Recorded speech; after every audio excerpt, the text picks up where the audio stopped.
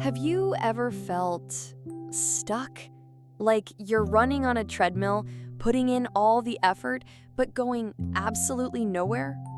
You want to make a change, you know you should, but some invisible force just holds you in place.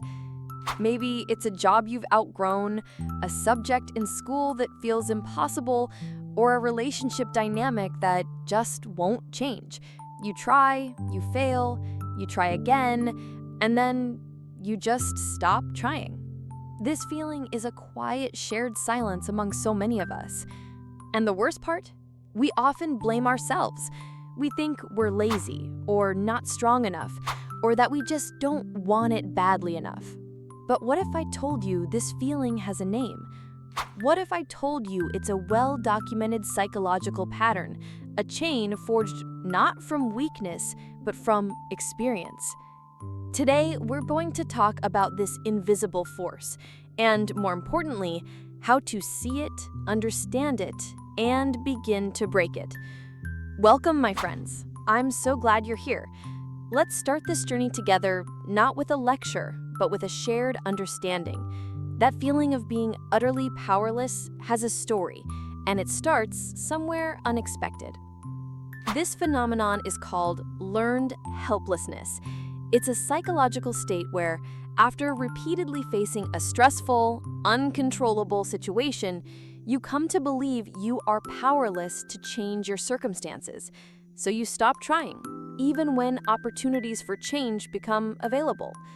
The story of its discovery began in the 1960s with a psychologist named Martin Seligman. He and his colleague Stephen F. Mayer were conducting experiments and stumbled upon something profound about how we respond to struggle. In their famous study, they had 3 groups of dogs. One group received electric shocks but could stop them by pressing a lever.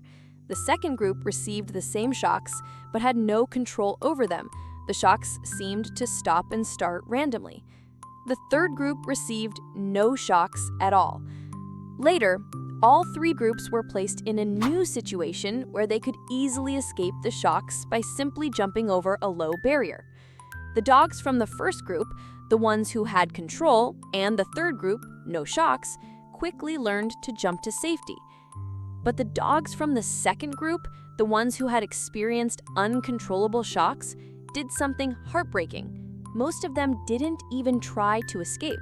They just lay down and accepted the discomfort, even though freedom was just one small jump away. It wasn't that they couldn't escape. It's that their past experience had taught them that their actions didn't matter.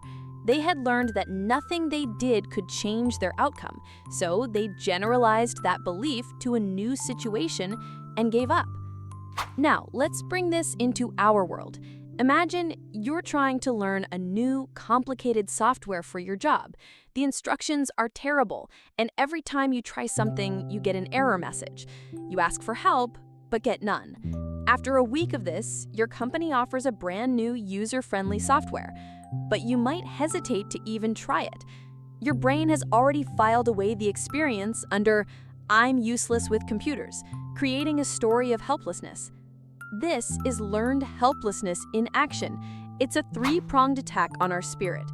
First, it drains our motivation to try. Second, it disrupts our cognition, our ability to see that success is possible.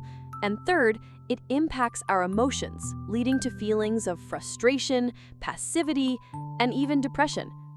So it's not just about what happens to us. It's about the story we tell ourselves about what happens. When we repeatedly experience a lack of control, we start to believe we have no control, and that belief becomes our reality. This pattern doesn't just live in labs or hypothetical situations.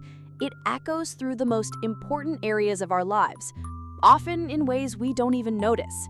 Think about the workplace. If an employee's ideas are repeatedly ignored or shot down, or if they work under a micromanaging boss with impossible standards, they may stop contributing. They learn that their effort doesn't lead to positive outcomes, leading to burnout and stagnation. In school, a student who struggles with a subject and receives no effective support may conclude they are simply bad at math, or not a writer. This mindset can prevent them from trying in the future, even with a different teacher or a new approach. It happens with our health, too. Someone who tries multiple diets and exercise plans without seeing the results they want might give up entirely. They conclude, "Nothing works for my body," and stop pursuing a healthier lifestyle. Even in our relationships, if our attempts to communicate our needs are consistently met with misunderstanding or dismissal, we might stop trying. This can create a cycle of distance and resentment, where we feel powerless to improve the connection.